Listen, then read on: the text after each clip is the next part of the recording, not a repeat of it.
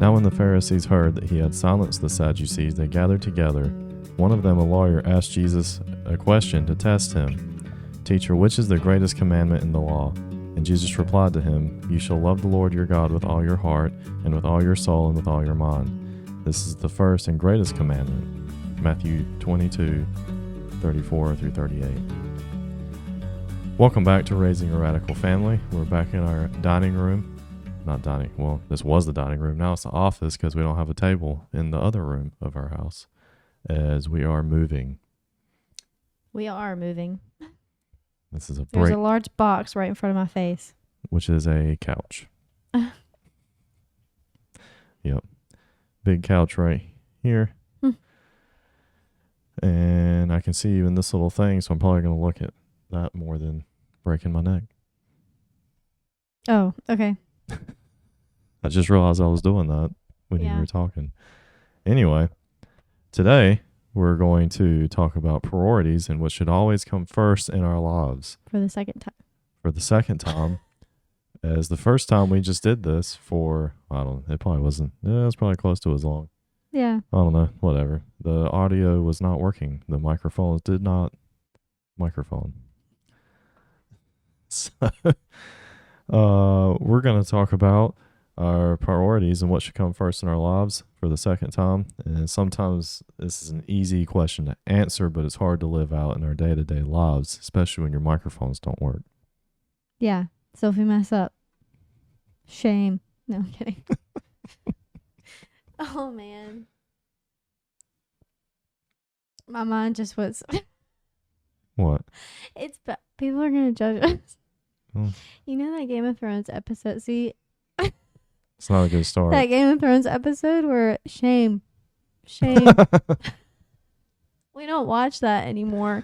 This was Yeah. a long time ago. See, we have to work on ourselves just as much as we're talking about. Yep, see, this is I how don't know if real anybody it is. knows what we're talking about. That shame. Anyway. Well, Do you know what I'm talking about? most people marketed Game of Thrones like crack, so Yeah. Don't watch Game of Thrones. We don't watch that anymore. It's horrible. don't. Many reasons Horrible. that may be. I don't know what gets flagged on YouTube and stuff yet, but Oh, that I said that? Should I not have said that? no, I didn't say anything yet. If Oh, I say the PO word, I don't know if that gets flagged. Oh, yeah. it's pretty- the nakedness is, It's pretty graphic, yeah.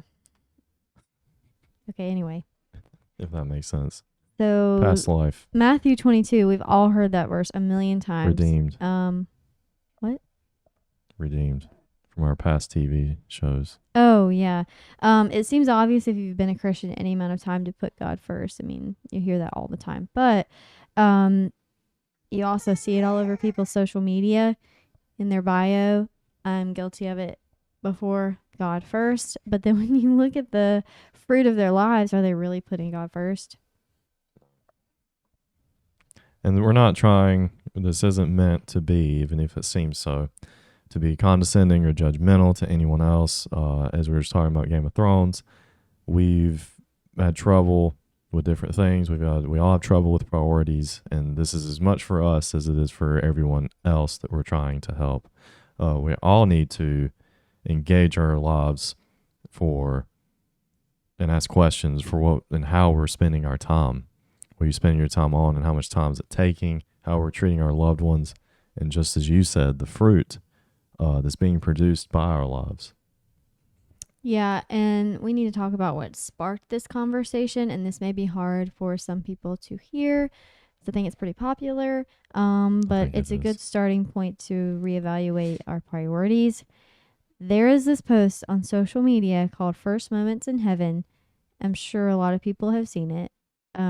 It's basically a picture of families coming together, reuniting after being separated by death. Yeah. So without much thought in that, this seems like it is a really sweet picture. It's, a bunch of people hugging and affectionate, clearly portrayed in it. And honestly, I can't wait to feel that joy as well when we all are in heaven at some point. But, like, she's lost a grandparent she's really close to. I have no grandparents left except hers. So that kind of thing. We all understand that, but we need to remember the title, which is First Moments in Heaven. These people have just arrived in heaven from the perspective of the painting. And this picture saying that the first people we'll see in eternity is our long lost family. Do you see the issue in thinking about that and what we're getting at here? The issue is that the first person we should want to see when we get to heaven is Jesus. I mean, I can't even imagine what that will be like when you finally get to see him and touch him. It's like the song by Mercy Me. That's Mercy Me, right? Mm-hmm. I can only imagine, like, will I dance? Will I fall at his feet in reverence? Will I cry? Probably all of the above. But Wow. But it's just going to be amazing, and I don't want to waste any time when I get there. Like, that's the first thing. When I finally leave this life and go on to the next, the best part about the next life is the presence of God that we've been separated from. Let me listen to that again. I can only imagine. I can't believe I did that on here. I'll probably cry just listening to it. But yeah, there's nothing wrong. We're not saying there's anything wrong with excited to see your loved ones again in heaven. I think that's a particular part of getting to heaven, I think, and it's wonderful. The problem is that we begin to look forward to seeing them when we go to heaven more than we look forward to seeing Jesus. And once we really reevaluate our priorities on this matter, is more clear to see. In today's world, it's easy to push time with God and time studying God's word over to the side because we're so busy. Like we've been saying about, we're moving and there's boxes everywhere. Most of our furniture's gone that actually would fit in this house because it won't fit in the next house. And our families take a lot of time. We have 3 kids and 2 dogs, and besides other family involvement or things, and they deserve that love and time as well. And that's the second commandment, is to love your neighbor as yourself. And all these things are good. These are good things that you should be doing and involving your time with. But when we use all of our time and energy on our family or anything else we have going on and leave little to none, a lot of time none for a lot of people, for God, and this mindset takes over that you're seeing in the painting, our worldly problems and desires begin to bleed over into the next life, and it frames our perceptions of eternity. And then I think this goes right along with, you begin to, your worship shifts from God to the creation. Mm-hmm. If you're putting all of the emphasis on family and the stuff you have going on, you're worshiping the creation instead of the creator. Yeah. I remember when we used to talk about the next life, when our priorities were different, my questions would frame, it just shows what you're prioritizing. Like, will there be video games? That's a real question, but it just shows like what we were doing. Will we have the same kind of music? Will we have the same kind of humor that we do here? Because sometimes humor is pretty dark. That's what's popular now, is dark humor. Yeah. And like, will our pets be there? So, we're in the same boat as everyone, clearly, with the Game of Thrones reference earlier. Yeah. It's easy to get pulled into this world that's physically real in here, and it's just as easy to wish that these things that we're used to, good or not, are going with us into the next life. But what we're missing is that the next life is going to be so much better than anything we can imagine, even if the things we love here aren't there. And that's because God will be there. And that's all that we need. And again, thinking about the picture we mentioned, this relates because in the picture, people aren't thinking about the true meaning and greatness of heaven. It's not that our family will be there, even though that is good. It's that Jesus is there. That is the true greatness. Yeah. And we're not saying that we believe eternity is 24/7 hymn and psalm worship. I think that would be a lot of that and a big part of that there, because he deserves it. But what we're saying is that if we're rightly prioritizing God, if we're seeking Him, if we were praising Him, if we were spending time in prayer, then we will grow in the mindset that even if eternity is sitting at the feet of Jesus, then we can't wait. Yeah. When I get to the next life, that's the first thing I want to do is find Jesus. Mm-hmm. And when you don't prioritize Jesus, but instead prioritize worldly things, it's revealed in our actions and words. The other things are more important. We're looking forward to this worldly things rather than Jesus. And when we go to heaven. So it just reveals our priorities and what we truly care about. And which reminds me of this verse from Colossians 3:1-4. Therefore, if you have been raised with Christ to a new life, sharing in his resurrection from the dead, keep seeking things that are above, where Christ is seated at the right hand of God. Set your mind and keep focused habitually on things above, the heavenly things, not on things that are on the earth, which only have temporal value. For you died to this world, and your new real life is hidden with Christ in God.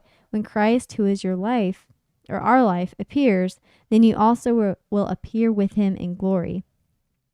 So here Paul is saying to these believers that even though we are all tempted to think about carnal, fleshly, worldly things, that we should instead focus on heavenly things, which is God and his kingdom. And we do have to live our lives and take care of responsibilities and enjoy what God gave us. But our first love and our first priority should be God and doing his will. It's all about him. And even with those things of this world and in our lives that we have to take care of, he should still be at the center of it. Marriage, children, work. He should still be we should still be doing his will in those things. It's not separate. Yeah. Yeah. And just to follow through the thought from the first one about the painting, when my microphone, and talking about all of that, and you follow through on the thought of what was that painting called? First Moments in Heaven. First Moments in Heaven. Follow through the thought of First Moments in Heaven being your family. After everything we just talked about, how does it make sense that when you first get to heaven, you're going to be looking for your cousin? How does it make sense, all the things we just talked about, and even more? How does it make sense the first thing you're going to be thinking about is, where's my dog? Like, does that compare to Jesus? That reminds me of your favorite verse. Romans 8:18. Yeah. Which I know is talking about trials, right? But still. Yeah. We don't understand the glory yet. And when you begin to set your eyes on Jesus, this world does become dim, and we desire these things less and less. We have to remember that our hearts are born evil from original sin. We will always struggle to keep our minds and hearts on Jesus as our first love and away from the fleshly desires. And this is something that only Jesus can help us with. And a passage we thought really spoke to this is James 4. James chapter 4 really speaks to realizing our sinful nature and how that when we turn to God and turn our attention to him and draw close to him, that he will come near to us. And this is the life we as Christians should be living. Not double-minded, 1 foot in, 1 foot out of our Christian lives, truly devoted to Christ in our lives. Yeah. So, starting with verses 1-3, where do wars and fights come from among you? Do they not come from your desires for pleasure that war in your members? You lust and do not have. You murder and covet and cannot obtain. You fight and war, yet you do not have because you do not ask. You ask and do not receive because you ask amiss, that you may spend it on your pleasures. So James here is saying that war and fighting come up from our own desires for pleasure. And according to the world's wisdom, humans should identify what they want out of life and then do whatever it takes to get it. This is the normal perspective that even Christians may not see the issue with. The problem with this attitude is that it puts the focus of life on ourselves. Success, according to the world, is defined by whether or not we get what we want out of life. Worldliness is driven by envy, like, I want that, and then I'm going to do whatever it takes to get it. And previously, for context, in chapter 3, James talked about how unheavenly wisdom is earthly, unspiritual, and demonic, which leads to all kinds of evil, as we can see. He's now telling the readers who are living by the world's wisdom that they themselves are causing fights and battles, and it's their own pleasures and desires that cause those issues. So these Christians decided they didn't want to give up their selfish desires. They don't want to trust God to provide them what they truly need. Right. And then James goes on to say that when people did ask God what they wanted in prayer, it was out of a selfish desire, that they were not trusting God as a provider to give them what they truly needed. They were praying for things that they wanted out of fleshly desire. And James directly says that they want to spend what God gives them on their own pleasures, which is not biblical. Yeah, and this goes back to keeping our priorities in check. Are we keeping our minds on things above, or are we seeking God and his will? Or are we chasing carnal things of this world? Are we longing for Jesus or the next paycheck? So verses 4 and 5 says, "Adulterers and adulteresses, do you not know that friendship with the world is enmity with God? Whoever therefore wants to be a friend of the world makes himself an enemy of God. Or do you think that the scripture says in vain, the spirit who dwells in us yearns jealously?" In the Old Testament, Israel is often referred to as committing adultery against God, for being idolaters, breaking their covenant with God. And James is using the language here to evoke the seriousness of the issue. We cannot be friends with the world and prioritize God in our lives. When God becomes first, everything unnecessary falls away. We cannot have one foot in the world of sin and one foot with God. It's impossible. Now, as a process to see the different things in your life that need to be cut off, but you have to first recognize and be willing to turn to Jesus and let him show you the areas in which you are wrongly spending your time and energy, which we've done right and wrong. And as he shows you these things, you will spend more time with him. It'll be obvious what you need to cut out. You'll begin to see why you can't have both. And this is something we've been through ourselves, as I just said. Yeah, God wants our attention. You can't have a relationship with someone that you don't spend time with. And when James says the spirit who dwells in us yearns jealously, there are several different takes on that verse that I read through. The one that makes the most sense is that James is saying that God's spirit within us is jealous for our affection. God's spirit in us is jealous for our affection, which would line up with the adulterous statement. Yeah.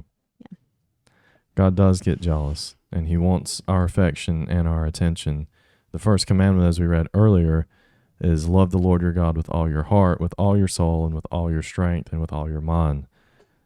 Your whole being should be infatuated with God.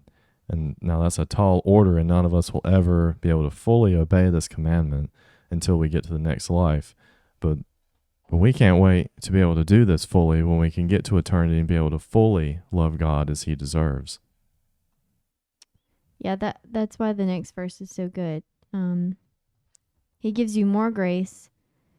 Therefore, he says, God resists the proud, but gives grace to the humble. He gives us grace. He knows that we will not be able to live up to this. So he gives us his grace if only we would humble ourselves and seek him, prioritize him, let go of your own desires, know that he knows what's best.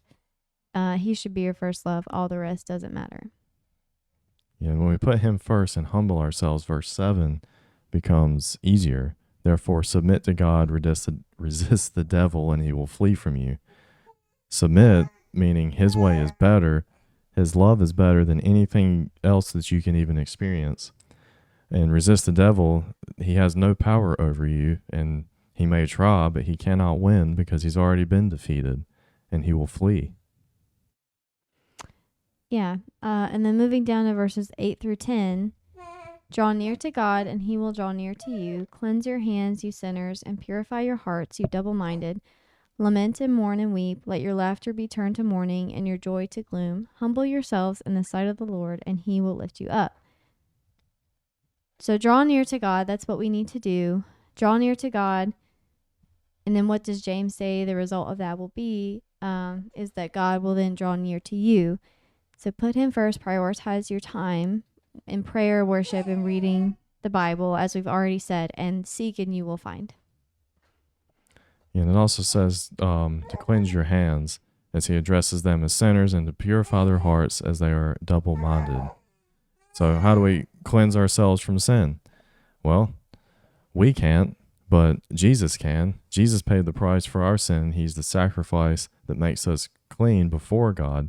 So we take this to mean that we should be turning to Jesus, repenting of our sin, and recognizing the sacrifice that he has made and the wrath that he took for our sin. And then to stop being double-minded, as we said earlier, we must fully commit to Jesus. So we're not 1 foot in and 1 foot out. We cannot be hypocrites saying and singing one thing on Sunday and then going back into the world the rest of the week, separating the two parts of our lives. No, God is first in every single aspect of our lives. He comes first, and when we put him first in every regard, we're not being double-minded. Yeah, and the part about mourning and weeping shows just how sorrowful we should be about our sin. And people today seem to have an issue recognizing the gravity of sin. This comes from modern day God loves you saying. And this is true, but it's not the entire story. We are sinners who do not deserve God's love. And when we weep and mourn over our own individual sin and recognize how there is no way that we could ever earn or enter God's presence on our own merit, and that the only way was for Jesus to die and take on the wrath of God for us. Sin is worse than we think it is. It's not something we should take lightly, but you don't sit under the weight of it your whole life because of what we've said. Jesus takes that for us. But this is why James says to mourn, is to realize how bad we are, so that then we can turn and see how great Jesus is.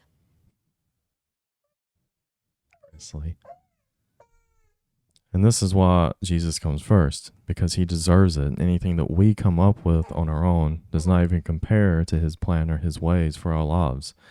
And then that last verse that said when we humble ourselves, when we get to that place of mourning. You want a bottle? When we get to that place of mourning and recognizing our true nature, he then comes in and lifts us up. He gives us what we need. He helps us to be good and live our lives in a righteous way.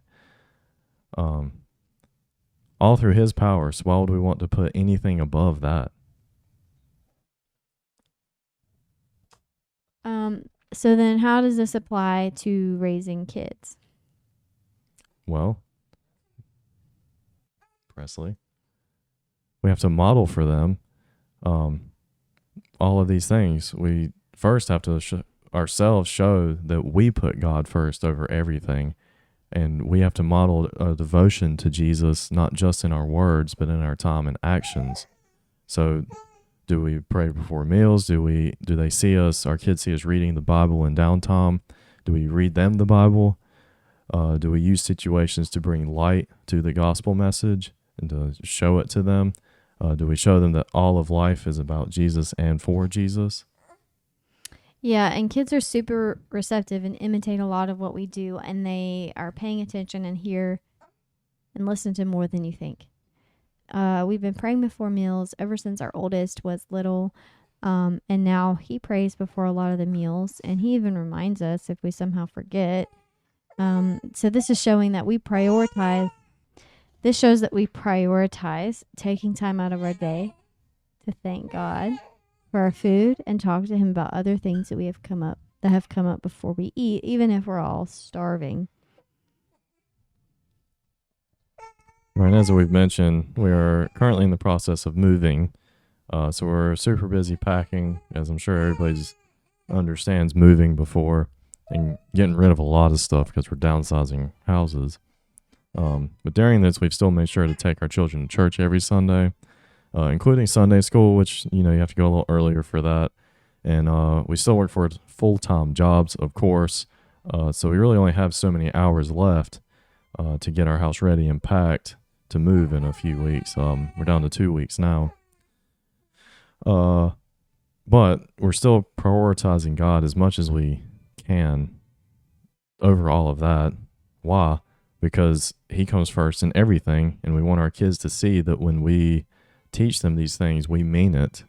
It's not fake or just a show or a facade. We live it out, and we are not hypocritical or double-minded. Yeah, and like we've said before, we're not perfect. We're working on these things ourselves. There are certain areas where we feel that we could implement more time with God and teaching our children routines that prioritize God. But we're working on it, and that's the key, is to work on it day by day, try different things, different routines, implement Bible reading or worship time or prayer time. Just find what works for your schedule. Crying baby really throws a wrench in things sometimes. Presley's having a bad day. Maybe if I hold her. She won't take a good nap. Oh. Big baby.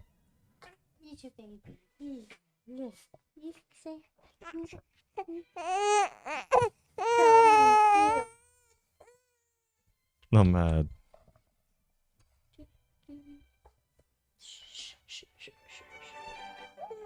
We had to put. She likes it. We thought that would help.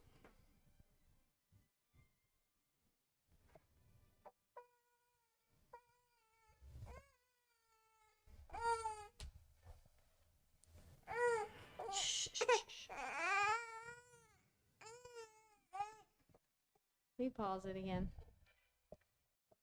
And we're still working on our nighttime routine. Mommy was not here for it, but we finally got to the worship part last night, and they generally participated. So we're still working on that, and like we said, because we work and only have so many hours with them to do these things, but we want to prioritize them because Jesus is our first role, and we want our kids to make him first as well as they grow. Yeah.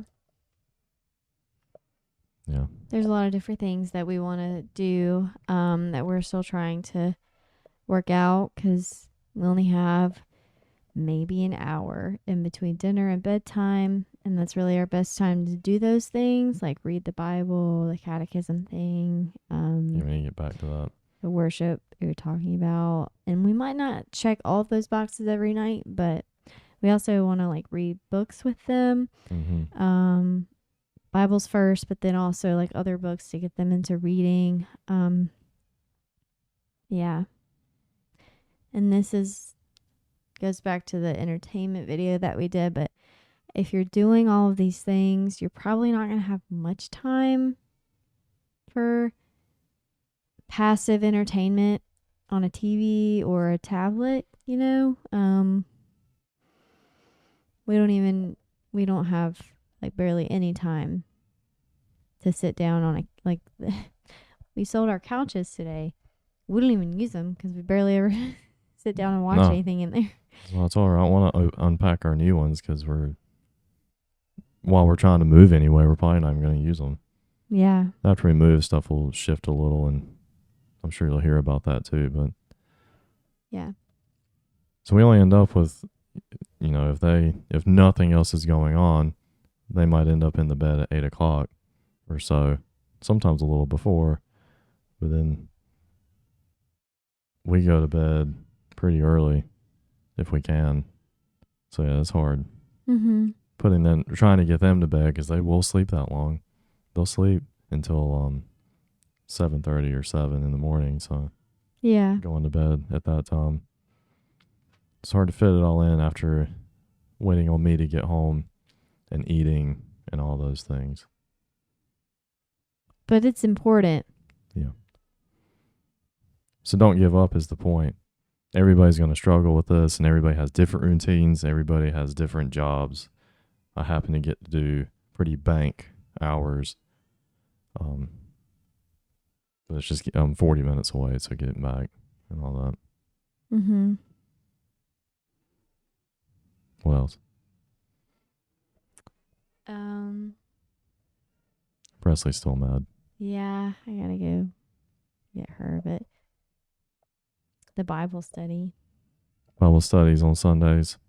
We're gonna start. Well, this is Saturday the 5th. Sunday the is that right? Yeah, Sunday the 6th will be the first one, which is we might post this after this that. may be after that. Yeah, but that one's gonna be Mark 1 through 11, and then by the time you see this, we'll probably be doing the second one. But 8:30 on Sunday, we're gonna do. I guess if nobody joins, we may just live stream it or do it and post it, whichever way. If people join it, we're gonna do you can do a group FaceTime because that's free for everyone that has an iPhone. I didn't check for Android compatibility with FaceTime, but anyway, we're trying to see who's interested and have a Christian community where we all share and help each other and guide each other and call each other out, which I'm sure is a better word for or phrase for, but to keep people focused on the right thing and prioritizing correctly, which is less subjective than you may think.